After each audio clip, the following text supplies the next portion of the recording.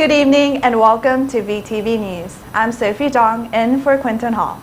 And I'm Swathi Ganesh. Last Tuesday, students and professional women made up a panel that discussed Black women and innovation.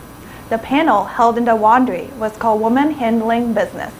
The panel was organized by Queen Stevenson, who is the News and Communications Intern for Associate Provost for Strategic Initiatives and Partnerships. Panelists discussed their entrepreneurial journeys and experiences. Topics included work ethic, frustrations, and creativity within any field. Each woman came from a different background and industry. They gave the intimate audience pieces of advice and even spoke with them individually at the end of the event. Judge Neil Gorsuch testimony team decided to anchor down. Vanderbilt law professor Timothy Mayer testified on behalf of Donald Trump's nominee to the Supreme Court last Thursday in front of Senate Judiciary Committee. He participated in a panel of 10 individuals, which included lawyers and advocates, on the last day of hearings. His opening statement emphasized the judge's writing to the committee most of all. I am here today to enthusiastically support his nomination to the Supreme Court. Judge Gorsuch is a brilliant, fair, principled, and independent jurist. He is also the epitome of a gentleman. You will never in your life meet a kinder or more charitable public servant. Timothy Mayer is a former clerk of Judge Gorsuch from 2007 to 2008. Judge Gorsuch needs 60 votes from the Senate in order to be confirmed to the court. Judge Gorsuch is set for a confirmation vote on April 7th. Despite being rescheduled, Vanderbilt's Dance Marathon proved a huge success. The annual event is a national movement on college campuses. Each program raises funds for their local Children's Miracle Network Hospital. The typically 13.1-hour-long event was originally scheduled for February 18th. However, the recent mumps outbreak on campus pushed the event to Saturday, March 25th. It only lasted 6 hours. This year, Vanderbilt's Dance Marathon raised a grand total of $282,332.17, surpassing their fundraising goal at $267,000. Vanderbilt Libraries has acquired about 300 boxes of J. Leon Helguera collection of Columbiana. The collection contains centuries of Colombian political, economic, and social history. Helguera was a professor of history emeritus at Vanderbilt who collected Colombian antiquarian books, pamphlets, newspapers, broadsides, etc., dating from 1831. Malcolm Diaz, an Oxford scholar, said that the collection is the finest collection of Colombiana outside of the country. Library fellows and graduate students of Latin American studies have been digitizing the collection in order to share it with more scholars. Pieces of the collection will be used for an exhibit highlighting Colombian independence and nation building, as well as an exhibit highlighting the movement of peoples to the New World. Vanderbilt often hosts many visitors, but this week Vanderbilt University hosted some of the most distinguished speakers to the university. The Vanderbilt University Speakers Committee hosted Impact Symposium this week. Impact Symposium is one of the oldest university lecture series of its caliber in the nation. This year's symposium features CNN political correspondent and former Obama White House advisor Van Jones, New York Daily News senior justice writer Sean King, Vox.com founder and editor-in-chief Ezra Klein, and six-time NBA champion Kareem Abdul-Jabbar. The talks were moderated by Vanderbilt professors Claire King and Tiffany Patterson. The theme of this year's symposium was "The Time is Now, What Message Will We Send?" Speakers offered advice for college students and shared their opinions on the fake news phenomenon, combating sexism, biases in news, and increased political polarization in the U.S. Vanderbilt can be a great opportunity for low-income students if they can get in. According to a study done by economists at Stanford, Harvard, and Brown University, Vanderbilt is slightly below average in the number of low-income students it accepts. Almost 25% of Vanderbilt students come from families in the top 1% of earners. However, in 2013, less than 2% of Vanderbilt students came from low-income families. This makes Vanderbilt the fourth wealthiest school in the nation. Conversely, the same study also shows that Vanderbilt ranks above average for the number of low-income graduates who get a sizable income boost. Nearly 66% of those low-income graduates make it into the top 20% of earners, and 13% of these low-income students make it into the top 1%. Vanderbilt doesn't just contribute bright minds to Nashville, it also contributes billions of dollars to the Tennessee economy. Vanderbilt University and VUMC generated 63,500 jobs and more than $3.8 billion in labor income. Overall, VU and VUMC have injected $9.5 billion into the Tennessee economy. VUMC itself provided $513 million in uncompensated medical care. When it comes to innovative education, research, life-saving medical care, and jobs, Vanderbilt is all in. You know, I love what we do as a university, serving and curing and discovering and educating, but I'm also very proud of the economic impact it has on individuals and their families. Providing top-quality resources for our Tennessee community. We're the only NCI designated comprehensive cancer center for adults and children, not just in Tennessee, but in a 5-state region. We're the second largest center for heart transplants in the whole nation. Having a nationally ranked top children's hospital in Nashville makes a big difference when we're trying to attract employers to come to Nashville.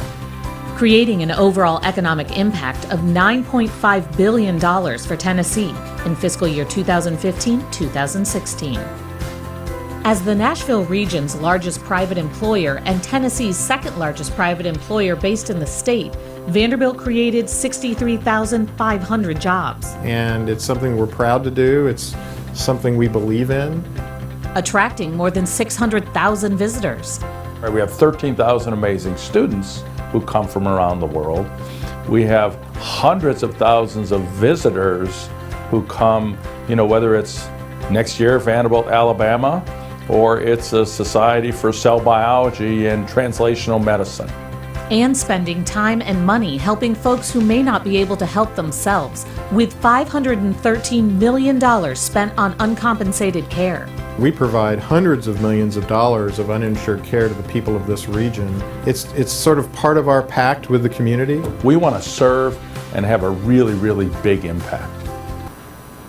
With the great contribution by both VU and VUMC, the future and growth of Nashville look bright. Vanderbilt's Divinity School has paired with Gideon's Army to discuss race and policing in Nashville. As part of the discussion, the Divinity School will hold a series of truth and reconciliation hearings. The meetings will last 2 hours, during which people of color will share their experiences concerning police. The hearings are among the most recent efforts of the Divinity School.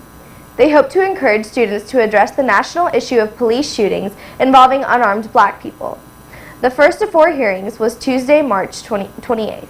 The other 3 will be held in April. QEP is DIVE is the new hot phrase on campus. DIVE is Vanderbilt's new Quality Enhancement Program, or the QEP. The Southern Association of Colleges and Schools Commission on Colleges requires that Vanderbilt enacts the decennial QEP for accreditation. Accreditation is crucial for Vanderbilt access to Title IV financial aid. The previous QEP was the Vanderbilt's Visions program. In the fall, Vanderbilt will be rolling out the new QEP, designed as an immersive Vanderbilt experience, or DIVE. Unlike Visions, which has students meet for an hour a week in the groups, DIVE is completely voluntary, with a large co-curricular component. Students will be able to get involved with DIVE via 4 main avenues: boot camps, co-curricular projects, projects and classes, and a unique university course. The boot camps will be half-day immersive experiences in which participants will work with multidisciplinary groups to complete 2 design challenges. In addition to the boot camps, DIVE will be teaming up in the fall with the Office of Active Citizenship and Service to allow students to participate in co-curricular projects, such as aiding the Nashville community in the areas of food waste, glass recycling, and assisting new Americans in affordable housing. Vanderbilt School of Nursing is making a new addition to existing buildings across campus. The construction of the building is expected to begin in late spring and will be completed in August 2018. This $23.6 million facility will be built at the intersection of Godshall Hall and Frist Hall and will feature technologically advanced classrooms, conference and seminar rooms, student service offices, and a state-of-the-art simulation teaching lab. Such advancements can help to create a more prepared and qualified nursing class. Now for this week's sports news, here's VTV News sports correspondent Madison Foglio. Happy Thursday, Vanderbilt! I'm Madison Foglio here with your weekly sports update. This past Tuesday, the NFL named Vanderbilt neurosurgeon Dr. Ellen Sillis as its chief medical officer.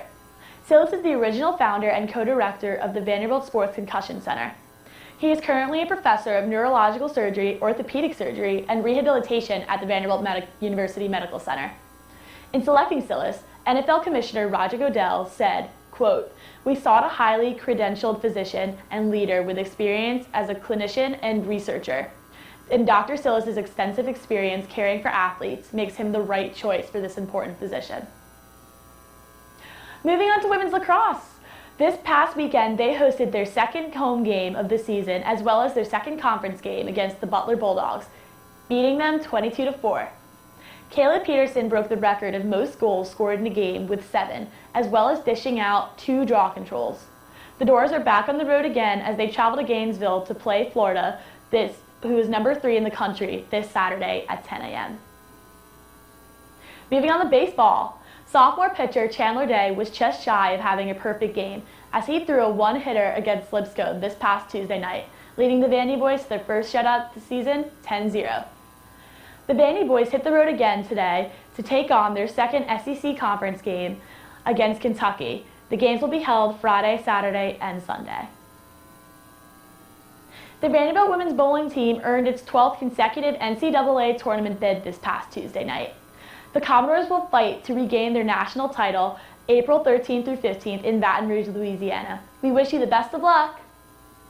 That's all we have this week for sports. For more live updates, stats, and scores, please visit vucommodores.com. For VTV News, I'm Madison Foglio. Thanks, Madison. Now for this week's weather, here's VTV News weather correspondent Claire Barnett. Hey Vanderbilt, my name is Claire Barnett here with your 7-day forecast. Friday is going to be cloudy with a high of 63 and a low of 43. Saturday will be partly cloudy with a high of 69 and a low of 45. Sunday is looking like mostly cloudy with a high of 79 and a low of 61. Monday will see thunderstorms throughout the day, high of 71 and low of 58. Tuesday will start out with remnants of Monday's storms, but will clear out as the day goes on, high of 73 and low of 56. Then Wednesday will see another thunderstorm rolling in with a high of 73 and a low of 48. And that's all we have for this week's weather. For VTV News, I'm Claire Barnett. That's all for tonight's broadcast. Thanks for watching VTV News. I'm Sophie Jeong. And I'm Swathi Ganesh. Dive in next week for more top stories.